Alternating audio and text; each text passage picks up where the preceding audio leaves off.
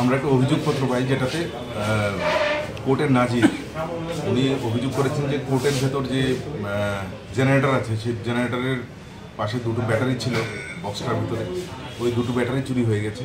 Accordingly আমরা ওই অভিযোগের উপর একটি কেস নেই। কেস নেওয়ার পর থানার ওসি পরিতোষ দাস একটা টিম গঠন করে বটতলা আউটপোস্টের ওসি এবং অন্যান্য অফিসারদের নিয়ে, এবং সঙ্গে সঙ্গে গতকালকেই আমরা রাত্রিবেলা অনুমান 10:30-11টা নাগাদ দুটো ব্যাটারি উদ্ধার করা হয়। এই ঘটনায় জড়িত সন্দেহে পুলিশ 5 জনকে অ্যারেস্ট করেছে, যাদেরকে আজকে কোর্টে তোলা হবে। তারা অন্যান্য কোনো চুরির ঘটনায় জড়িত আছে কিনা সেই বিষয়টাও দেখা হবে। 5 জনের নামগুলো?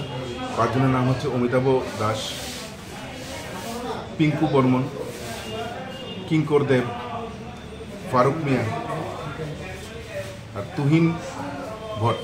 কোথায় থেকে আটক করা হয়েছে তাদেরকে? তাদের 2 জনকে বটতলা ফ্লাইওভারের নিচে থেকে, আর বাকিদেরকে গুলচক্রে গতকালকে রাত্রে।